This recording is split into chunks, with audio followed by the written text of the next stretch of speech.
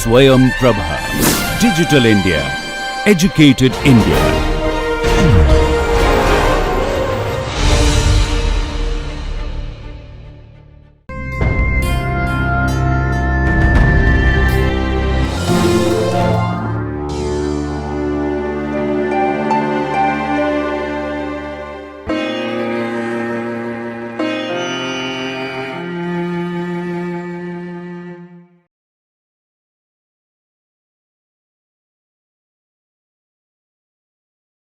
Kidneys play a very important role in the buffering of fixed acids, more specifically in providing plasma bicarbonate for buffering of fixed acids.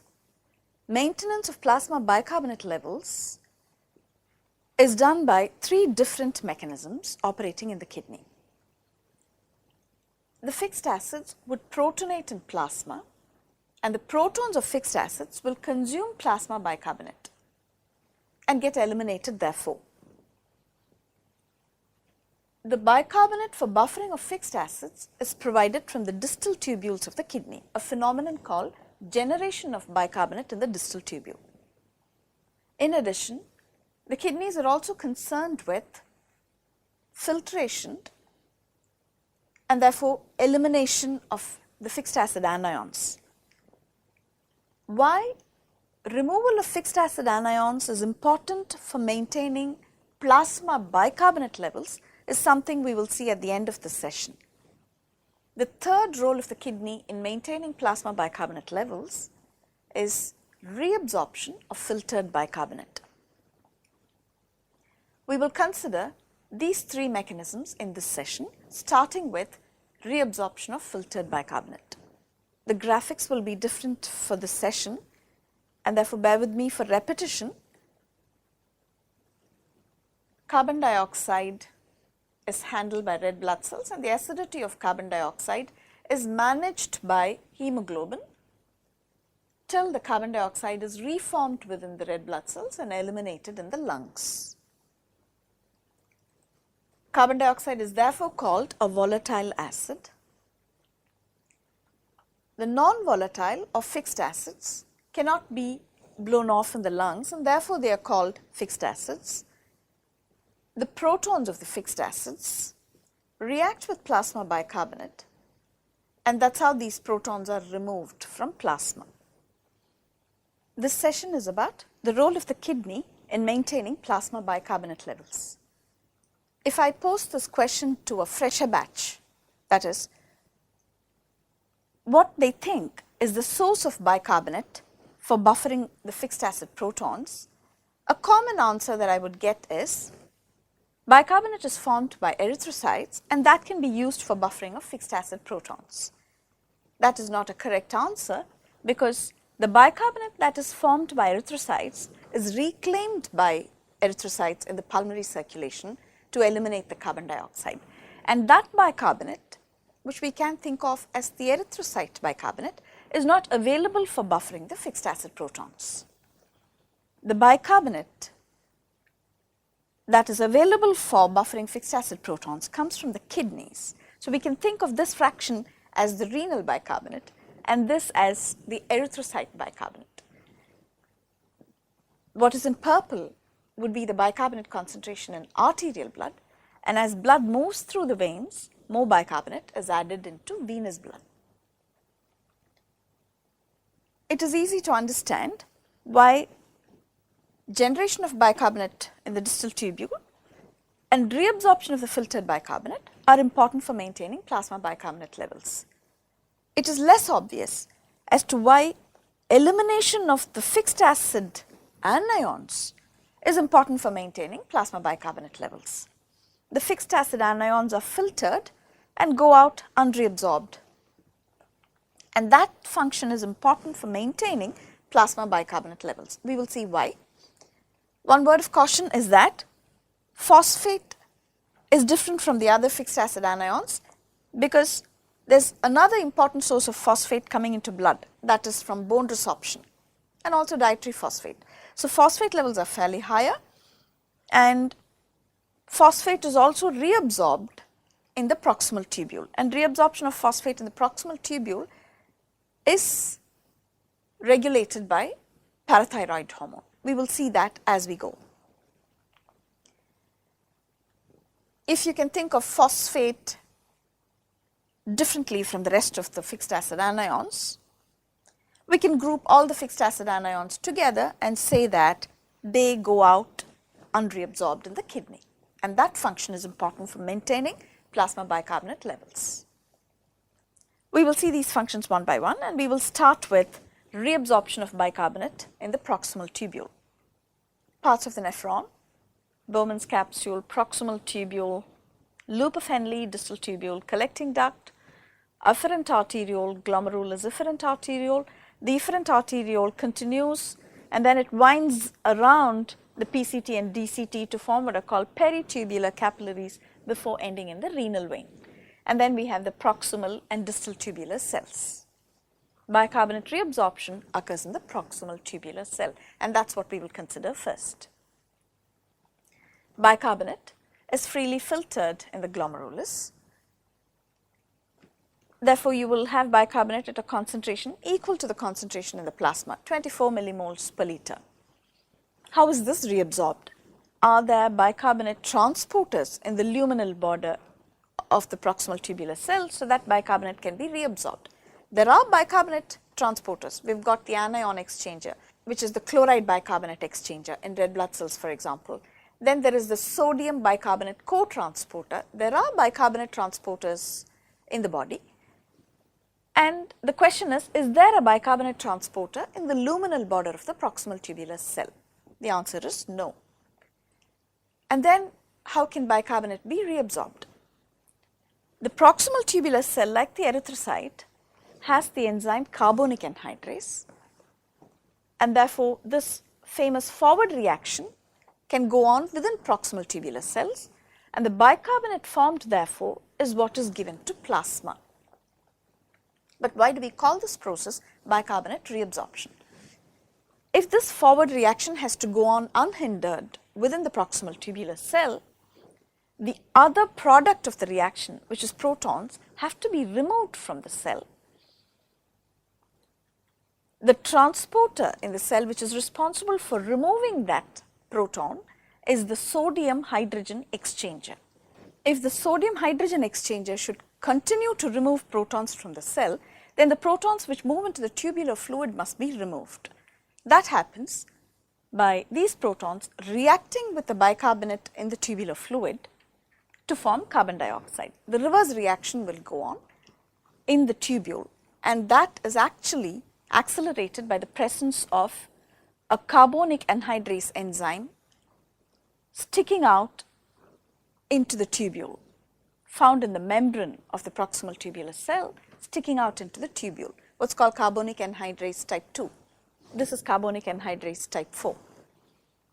And the presence of that carbonic anhydrase accelerates the reverse reaction. Carbon dioxide and water will be formed. Carbon dioxide will diffuse back to the cell and water is eliminated.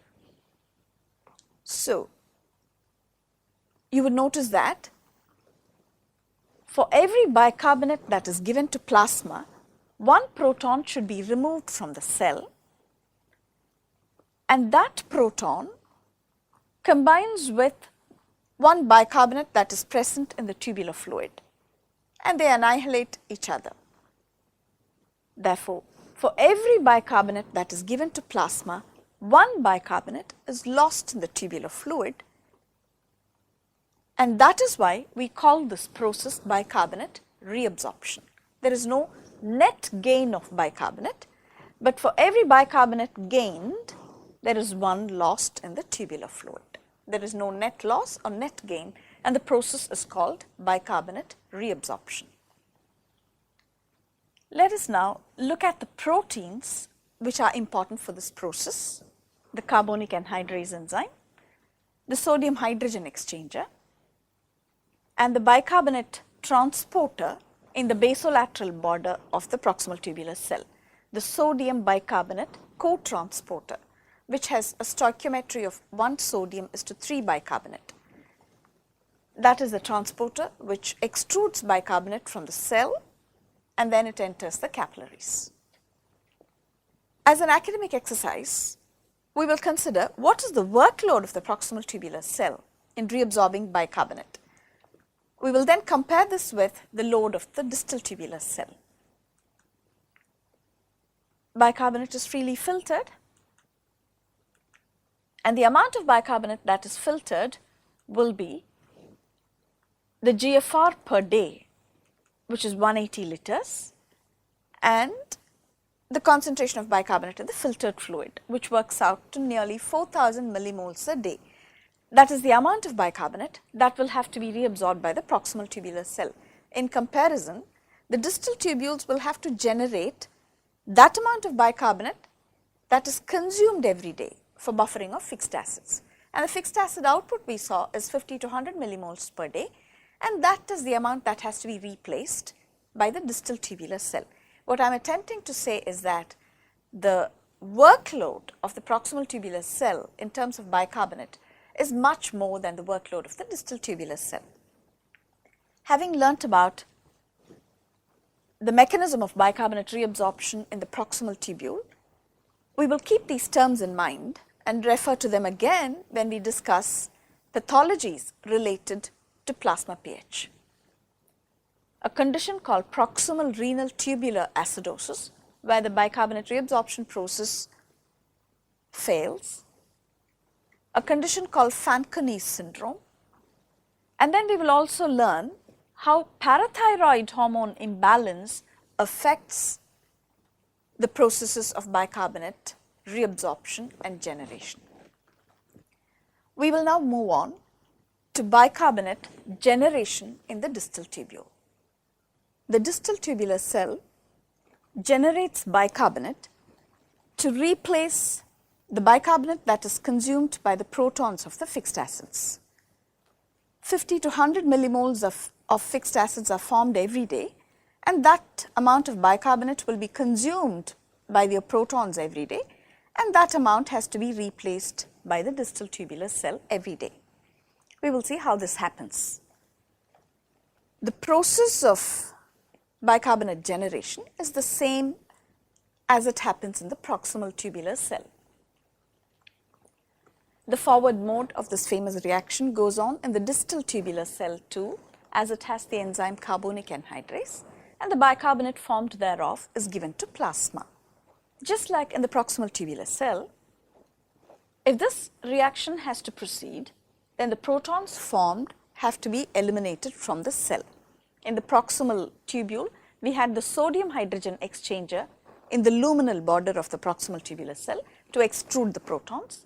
In the distal tubule, we have a proton pump which can extrude the protons. In the session on primary active transporters, we have seen that there are two types of proton pumps, a V-type ATPase and a P-type ATPase. The V-type ATPase is a proton uniport, and the P-type proton pump is a proton potassium antiport. Both types are found here, but the major proton pump is the V-type proton pump. V for vesicular. It's generally found on all vesicles within cells, but in the distal tubular cell, the V-type ATPase is found on the plasma membrane as well. This proton pump can push protons against a gradient. Even if the luminal fluid becomes acidic, it can continue to push protons. Does that mean that all the protons that need to be eliminated can be eliminated just by the proton pump? Let us do some calculations here to understand what happens. The pH of urine, when urine comes out, will be about 4.5. In fact, about 5 for ease of calculations. I am taking the more extreme scenario. The pH of urine cannot drop below 4.5. And therefore, we understand that that is the limit of this proton pump. Every pump will have a certain gradient against which it can pump. For example, a 5 HP motor can pump to a certain height. A 10 HP motor can pump to a greater height. So every pump will have a limitation, and so do biological ion pumps. The pH of plasma is 7.4, and the lowest recordable pH in urine is 4.5 to 5, which means that this pump can achieve 1,000 times gradient of protons. The difference is about 3 pH units. Therefore, the proton concentration here can be 3 orders of magnitude higher than the proton concentration in plasma. In plasma, the proton concentration is 40 nanomoles per liter, and therefore in the tubular fluid this can go up to 40 micromoles per liter. And how much of urine is formed per day? Only about a liter of urine is formed per day, and therefore if only the pump was available for proton extrusion, only 40 micromoles of protons can be excreted per day. But we know that 50 to 100 millimoles of protons must be eliminated every day so as to generate that much bicarbonate, which will provide the bicarbonate necessary for buffering 50 to 100 millimoles of protons coming from fixed acids. Therefore, it is obvious that the proton pumps alone are insufficient to achieve the quantum of bicarbonate generation that is required. If the proton pumps have to continue to extrude protons, and if the pH shouldn't drop any further, then it is obvious that there must be a proton acceptor in the distal tubular fluid. In the proximal tubular fluid, we had bicarbonate as the proton acceptor, but all the bicarbonate has been reabsorbed in the proximal tubule, and for all practical purposes, there is no bicarbonate that reaches the distal tubular fluid in the normal circumstances, unless there is a need to eliminate bicarbonate by the body. Normally, there is no bicarbonate that reaches the distal tubular fluid. So what is the proton acceptor in the distal tubular fluid? The proton acceptor here is phosphates, and therefore phosphates are referred to as the urinary buffer. Where do the phosphates come from? Remember, there was some phosphate that came from the fixed acid itself. We called it the fixed acid anion then. This is not the only source of phosphate. In fact, the total quantum of fixed acids is only 10 micromoles per liter. We did a steady state output calculation, and for 50 to 100 millimoles per day output, we saw that the steady state output would be 10 micromoles per liter. That is all of them put together.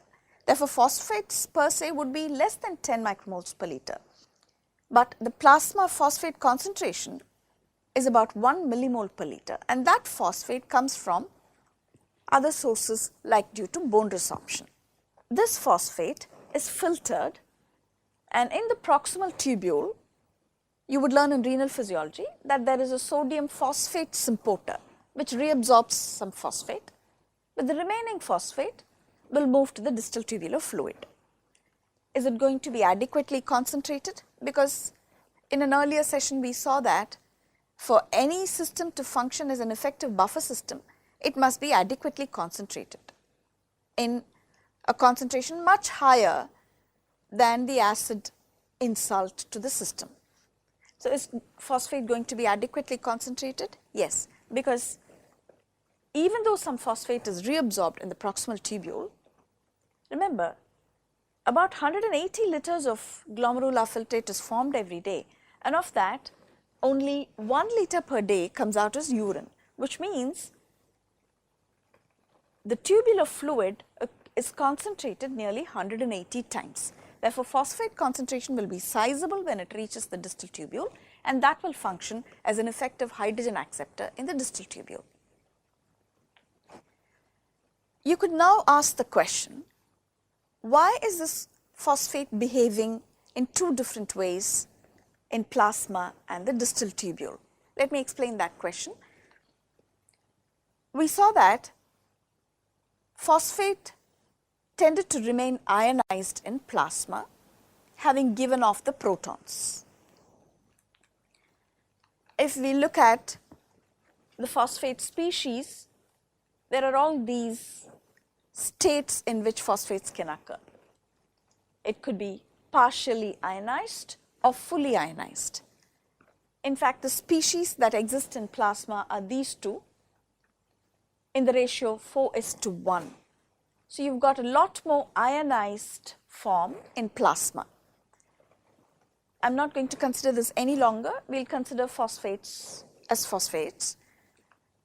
What I'm trying to say is that phosphates tend to remain ionized, separate from protons in plasma, and that's why those protons had to be buffered. If that was the case, why do we say that in the distal tubule, phosphates would accept the hydrogen ions and move leftwards?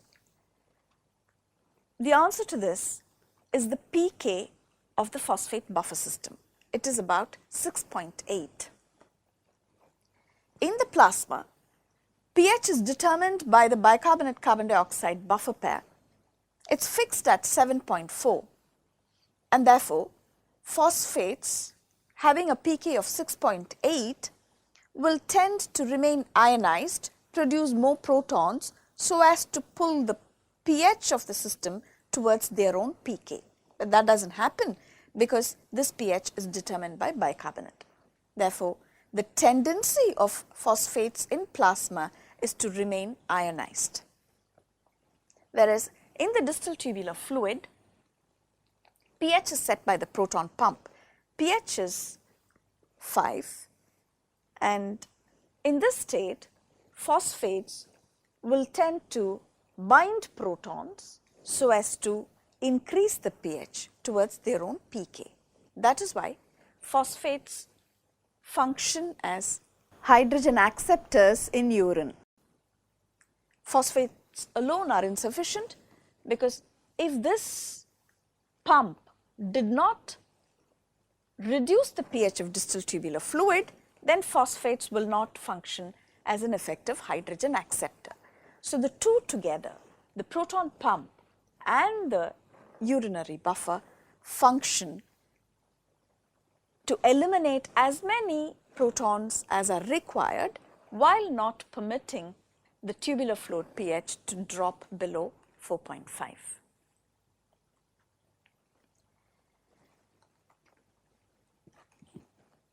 We've considered two mechanisms which help in extrusion of protons, the proton pump and the urinary buffer, phosphate. Many textbooks would say that there are two urinary buffers, ammonia in addition to phosphate. What would be stated is that ammonia is formed in the proximal tubular cell and would diffuse into the distal tubule. There it would function as a hydrogen acceptor. This may not be possible because the pK of the ammonia-ammonium buffer system is 9.2, which means that wherever ammonia is formed, the pH of body fluids is close to 7.4. So wherever it is formed, immediately it would bind hydrogen ions because its pK is 9.2.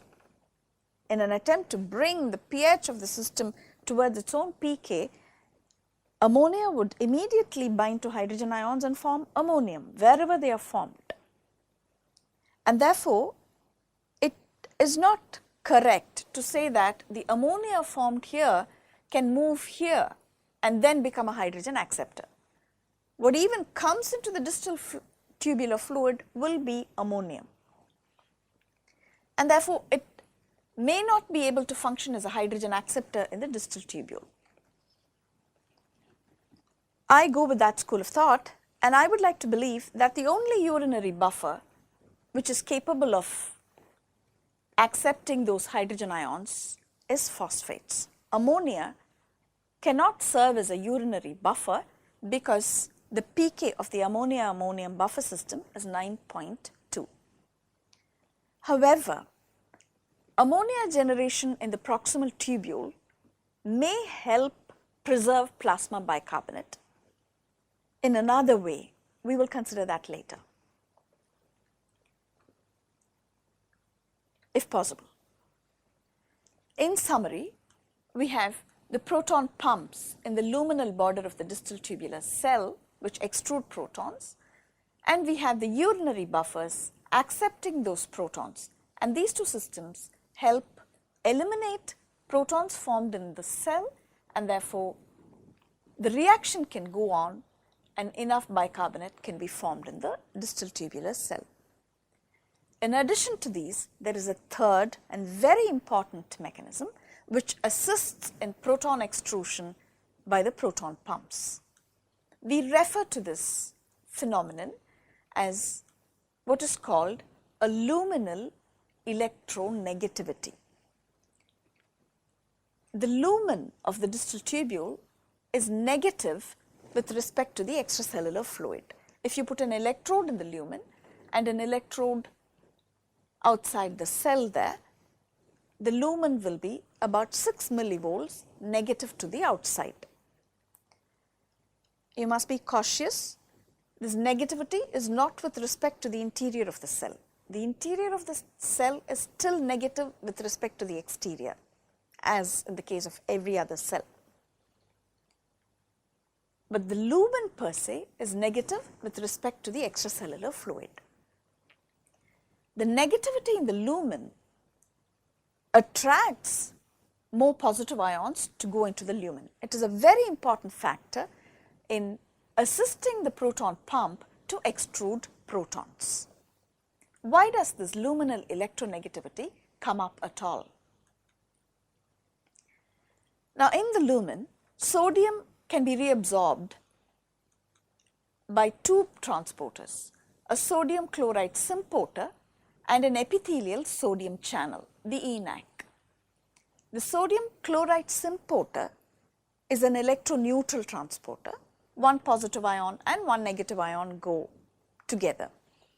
Therefore, it does not generate any potential difference. The sodium that moves in, of course, will be extruded from the cell by the sodium-potassium pump, which is present in the basolateral border. However, sodium reabsorption via the sodium channels will leave the lumen negative. ENaCs are therefore responsible for the luminal electronegativity. So, the third factor which helps in bicarbonate generation in the distal tubule is the luminal electronegativity due to sodium reabsorption via ENaC. There are many factors which can affect this luminal electronegativity and therefore disturb bicarbonate generation. The first and foremost is the hormone aldosterone. Aldosterone can increase the activity of epithelial sodium channels.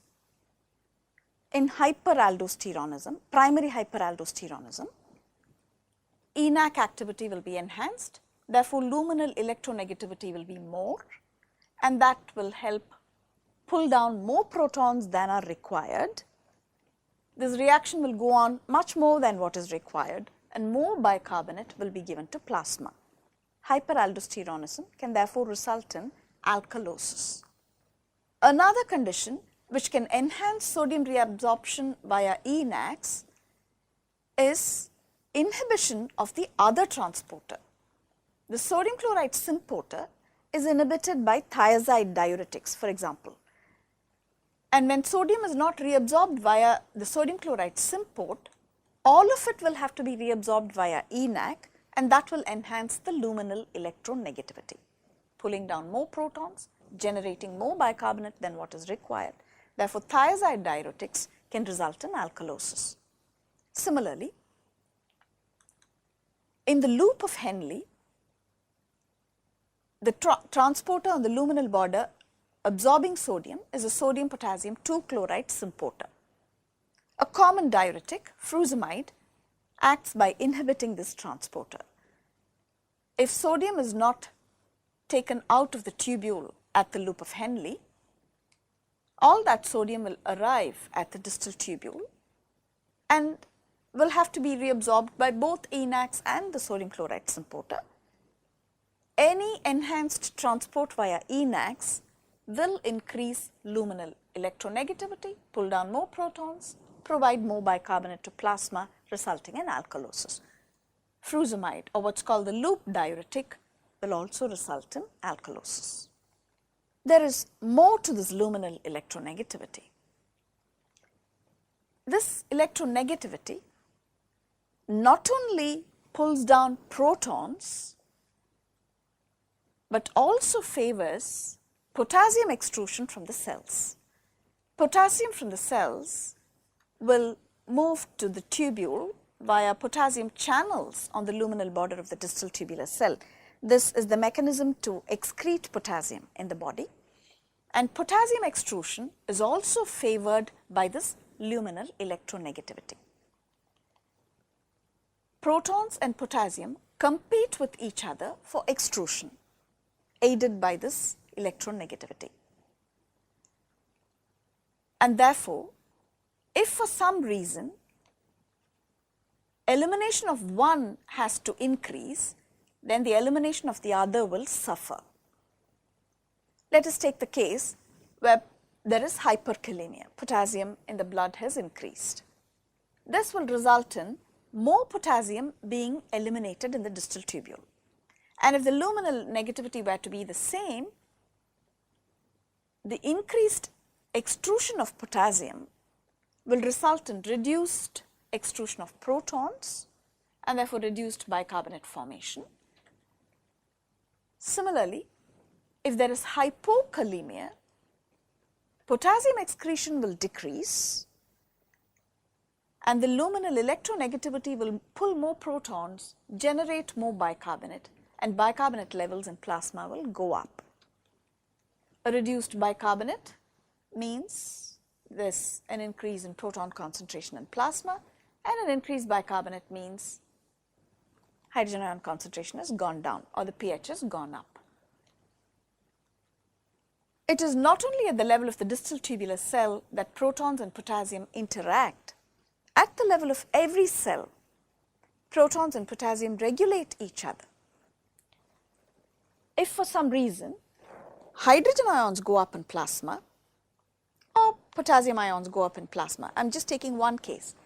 If hydrogen ions go up or if there is acidosis, then these protons will translocate into every cell because the proteins within cells can buffer those hydrogen ions just like hemoglobin in red blood cells accepts hydrogen ions. Cellular proteins can accept hydrogen ions. So as a temporary measure in acidosis to prevent the pH from dropping too much, the protons will translocate into cells. When cations move into cells, some cation must move out, and what better cation than the one that is predominantly present within the cell? Potassium moves out, and therefore there will be an increase in potassium concentration in plasma as well. Here's another reason why acidosis is accompanied by hyperkalemia. The reverse occurs in alkalosis. When there is less hydrogen ions in plasma, hydrogen ions will translocate out of the cells. That will result in potassium uptake by the cells and potassium levels in plasma will drop. Generally, therefore, hyperkalemia and acidosis coexist and hypokalemia and alkalosis coexist, except in one condition where you would find acidosis coexisting with hypokalemia. In fact, two conditions. I will talk about one now. Let us take the case where the proton pumps per se have failed. Proton pump inhibitors, not omeprazole. This one is not sensitive to omeprazole, not that sensitive to omeprazole. But there are a number of drugs which can inhibit the proton pumps in the distal tubule. If this proton pump is inhibited, proton extrusion will not occur sufficiently. Therefore, enough bicarbonate will not be formed and bicarbonate levels will decrease, giving rise to an increase in hydrogen ions or a decrease in pH. But because protons did not get extruded, the luminal electronegativity will pull more potassium. There will be potassium loss in urine and therefore potassium levels will drop.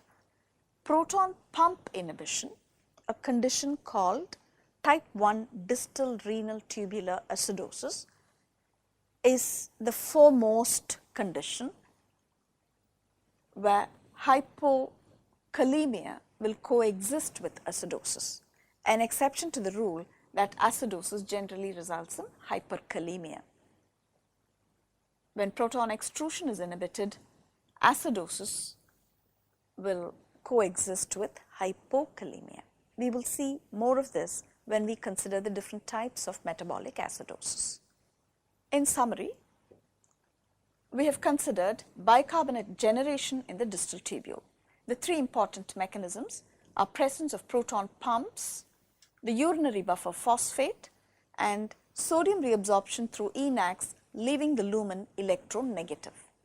Then we saw three factors which would alter ENaC activity and therefore the luminal electronegativity. These were aldosterone, inhibition of the sodium chloride symporter here, therefore increasing sodium reabsorption through ENaCs, and inhibition of sodium reabsorption in the loop, delivering more sodium to be reabsorbed in the distal tubule, a phenomenon called increased distal salt delivery. Then we saw that potassium and protons compete with each other for extrusion by the distal tubular cell. They compete for the electronegativity. In addition, they also regulate each other at the level of every cell. This knowledge is important to understand many disorders of pH balance. Summarizing thus far, we have seen the details of two renal mechanisms involved in maintenance of bicarbonate levels in plasma: generation in the distal tubule and reabsorption in the proximal tubule. The third role of the kidney in maintaining plasma bicarbonate levels is in the elimination of the fixed acid anions. Why is elimination of these anions important for maintaining plasma bicarbonate is what we will see just now. Elimination of the fixed acid anions per se is easy to understand. They are freely filtered at the glomerulus and are eliminated unreabsorbed. Only if there is renal failure, as we call it, a failure of enough filtration, elimination of fixed acid anions will be affected. Otherwise, if glomerular filtration rate is adequate, the fixed acid anions will be filtered and eliminated. If the fixed acid anions are filtered adequately and eliminated, their levels will be within normal limits, almost undetectable, less than 1 millimole per liter, provided their formation is also normal. If metabolism is normal, there is no need for too many fixed acids to come into blood. I'm moving them there because they are anions, and that's why their levels can affect the levels of the other anion, which is bicarbonate. The anions in plasma are chloride, bicarbonate, phosphate we already saw was about 1 millimole per liter, the fixed acid anions, which is a very minuscule quantity. It is about 10 micromoles per liter. Then another anion in plasma is serum albumin. The total concentration is about 4 grams per deciliter or 40 grams per liter, and all that gives you only 1 millimole per liter, less than 1 millimole per liter in terms of osmolarity. We can call it less than 1 milliosmole per liter. There is no way to estimate the anion contribution due to these, and generally what is done is sodium and potassium is estimated. The cations in plasma is estimated. A serum electrolyte report generally gives sodium, potassium, chloride and bicarbonate. These are all monovalent ions, and therefore even in terms of milliequivalents, it is the same numbers. The principle of electro neutrality requires that the total number of cations must equal the total number of anions. We have 144 here, but we have only 134 anions. The inference therefore is the rest of the anions must be due to whatever is unmeasured, and normally the predominant unmeasured anion is serum albumin. It is a polyvalent anion, and every gram per deciliter of serum albumin will yield about 2.5 milliequivalents per liter of anions, and therefore serum albumin alone can account for this gap in anions. The total measured cations minus the total measured anions will give us the unmeasured anions, or what is called the anion gap. And in the normal circumstances, albumin alone can account for the anion gap. You would notice that we have omitted calcium in our calculations, which is about 1 millimole per liter, and we have omitted the anion phosphate from our calculations. They balance out each other. Now, if for some reason this class of anions increases in plasma, the two important conditions are diabetic ketoacidosis, where keto acid output is much more than the ability of the kidney to eliminate them. The kidney, even if it functions maximally, is overwhelmed by the amount of keto acids coming into blood, and therefore cannot eliminate all of them. In that condition, keto acids can build up in blood. Or formation of the fixed acids may be normal, all of them put together.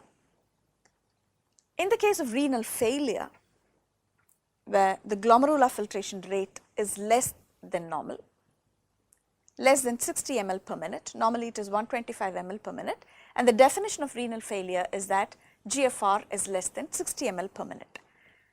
So, when the GFR is less than half, elimination of the fixed acid anions which are normally formed will be reduced, and that will lead to a build-up of fixed acids in plasma. So, if fixed acids build up in plasma, the other anions will have to compensate. Bicarbonate concentration will reduce because the kidneys will eliminate some bicarbonate to bring down the bicarbonate concentration, so as to compensate for the increase in unmeasured anions, fixed acid anions. Bicarbonate concentration will reduce, and the chloride concentration might also reduce. If you read a lab report now, which will only give you sodium, potassium, chloride and bicarbonate as serum electrolytes, these go as unmeasured anions, you will see that you have an anion gap of 26. If you've measured serum albumin, it will be available as 4 grams per deciliter. Then you know 10 milliequivalents per liter of this is accounted for by albumin, but there's another 16 which is unexplained, and therefore you realize there is an increase in fixed acid anion concentration in plasma. This could be lactates, sulfates, keto acids, or poisoning, salicylate poisoning for example, can increase the fixed acid anion concentration in plasma. The unmeasured anions are what we refer to as the anion gap. Because the fixed acid anions compete for anion space with bicarbonate, any increase in fixed acid anions will reduce bicarbonate levels and therefore affect pH. And therefore, kidneys must have an adequate glomerular filtration rate to filter and therefore eliminate the fixed acid anions. This has been a long session, and it's time to summarize. Kidneys help maintain plasma bicarbonate levels so as to buffer the protons released by fixed acids in 3 ways. Plasma bicarbonate is maintained by reabsorption in the proximal tubule, generation in the distal tubule, and by eliminating the fixed acid anions. Thank you for watching.